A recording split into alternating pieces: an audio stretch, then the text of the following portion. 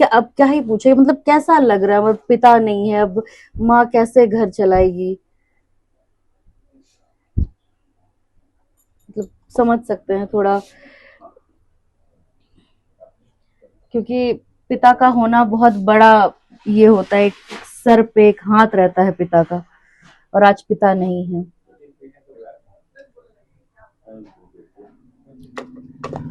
दादा है घर पे, बड़ा भाई है। मंदिर परिसर की ओर से क्या कहा गया? कुछ मुआवजा मिलेगा। एक हम्म। भाई को नौकरी में रखेंगे। जी। नमस्कार, मैं हूँ रिया किस्पोटा और आप देख रहे हैं लाइव लगातार। आपको बता दें कि कल जो जगन्नाथ मंदिर के अंदर में जो गार्ड की हत्या हुई थी, बिरसा मुंडा, आपको बता दें कि वो वहां पे गार्ड का काम करते थे और रात में गार्डिंग करने के लिए वहां थे, और एक वारदात हुई थी जिसमें उसकी हत्या कर दी थी।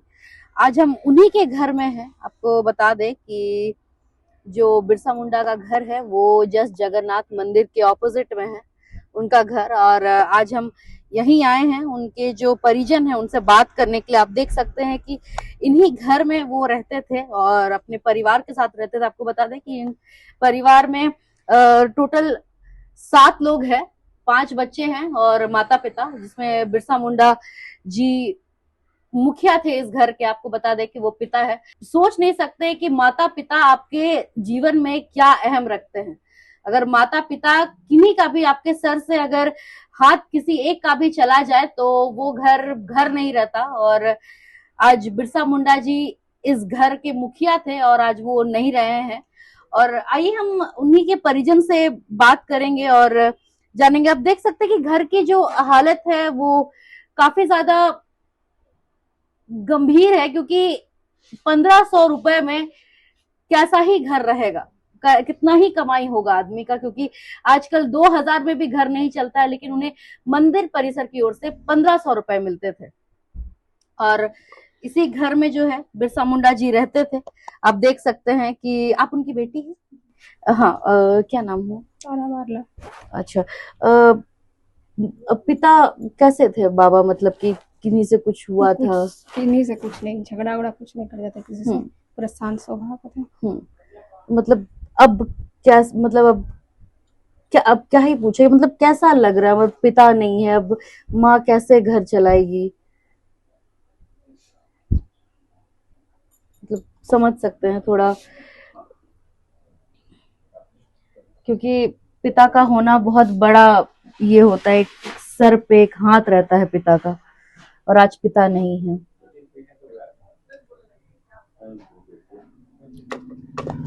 दादा है घर पे, बड़ा भाई है। मंदिर परिसर की ओर से क्या कहा गया? कुछ मुआवजा मिलेगा। एक हम्म। भाई को नौकरी में रखेंगे। जी। चलिए, देखिए, बात करने की हालत में नहीं है। आप समझ सकते हैं कि पिता क्या अहमियत रखता है घर पे, और आज पिता नहीं है।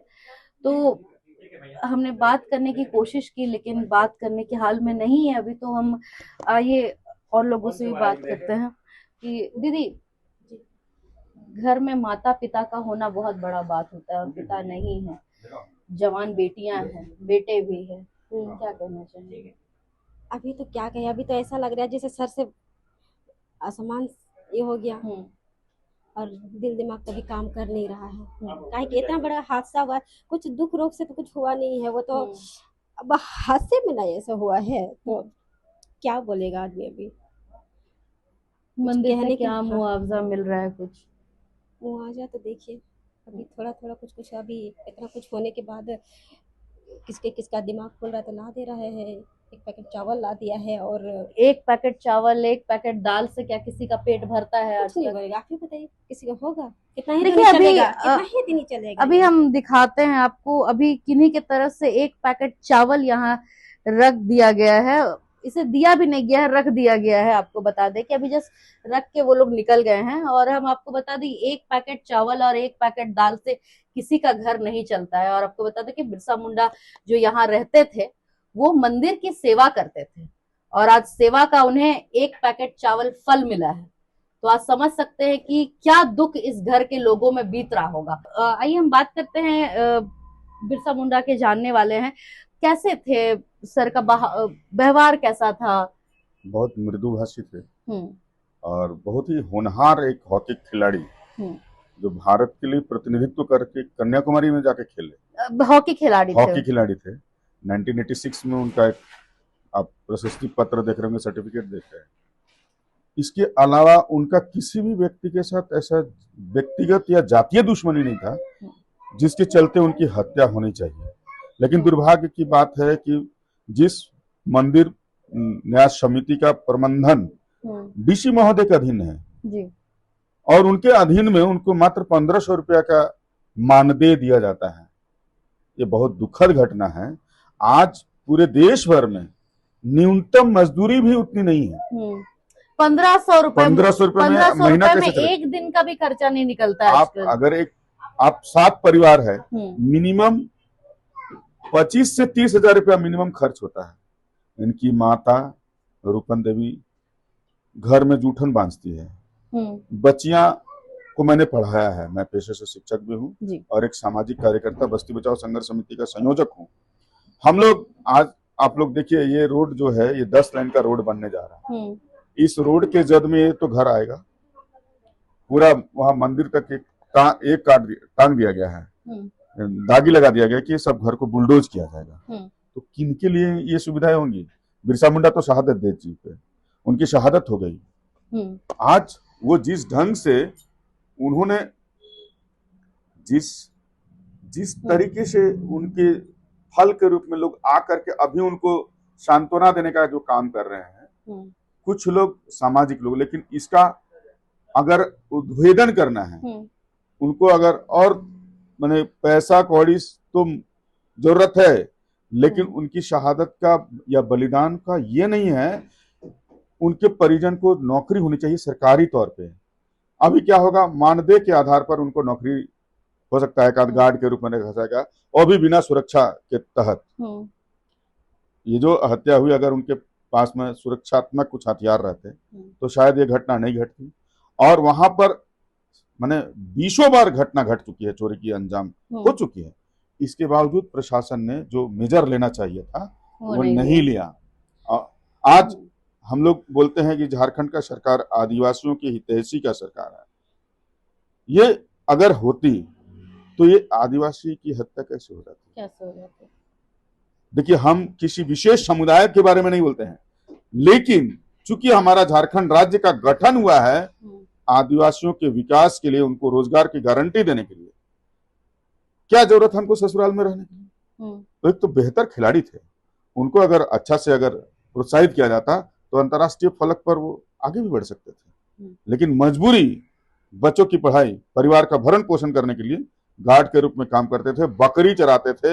हम खुद देखे हैं अपनी आंखों से, और वो बच्चियां काम कर करके पढ़ाई करती थी, मैं भी इन लोगों को पढ़ाया हूँ। इसीलिए बहुत दुखद घटना है। हम लोग इसको कड़ी निंदा करते हैं और प्रशासन से मांग करते हैं, डीसी महोदय आपके अधीन में, आज हम अभी कुछ देर पहले सिटी एसएसपी महोदय राकेश जी आए हुए थे, वहां पे हम लोगों ने कहा कि नियमित वेतन देना चाहिए। आप बोलिए 1 महीना कोई उधारी दुकानदार दे सकता है, 2 महीने दे सकता है, 6 महीना, 2 साल कहां से देगा? तो सड़क पे लाने के लिए तो आप मजबूर कर रहे हैं। इसीलिए हम आपके माध्यम से कहेंगे कि उनको अविलंब एक सरकारी नौकरी, जो वादा किया उन्होंने जनता से कल, उनको देना चाहिए। और जो वादा किया कि 5 लाख रुपया देना, हम तो उस पर हम ये संतुष्ट नहीं होते हैं। उनको कम से कम 20 लाख रुपया देना चाहिए था। ये 5 लाख रुपया निर्धारित करके वो लीपापोती किए हैं। इसीलिए हम आपके माध्यम से कहेंगे कम से कम 20 लाख रुपया और एक सरकारी नौकरी जरूर होनी चाहिए। तो हमने घर के और लोगों से भी बात करने की कोशिश की, लेकिन जाहिर सी बात है कि घर वाले उस हालत में नहीं है कि कुछ बोल सके। क्योंकि देखिए, घर से एक जो उम्मीद, एक आशा, एक जिसको हम लोग खूंटा भी बोलते हैं, वो आज खूंटा चला गया है। तो जबरदस्ती बात करना उचित नहीं था, तो इसलिए हम लोग ने कोशिश की, लेकिन और परिवार बात नहीं कर पाए। आपको एक और इन्फॉर्मेशन दे देते हैं कि जो बिरसा मुंडा जी थे वो एक हॉकी प्लेयर भी थे, राष्ट्रीय हॉकी प्लेयर थे।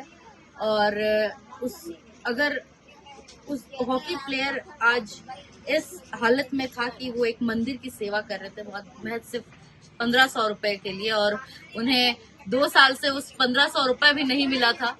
आप सोच सकते हैं कि 1500 रुपए में किसका घर चलेगा। तो वही 1500 रुपया से ये पूरा घर चलता था, उसके पूरे बच्चे पढ़ते थे। 2 बेटियां हैं और 3 बेटे हैं, आपको बता दें, और सबकी हालत थोड़ी गंभीर है।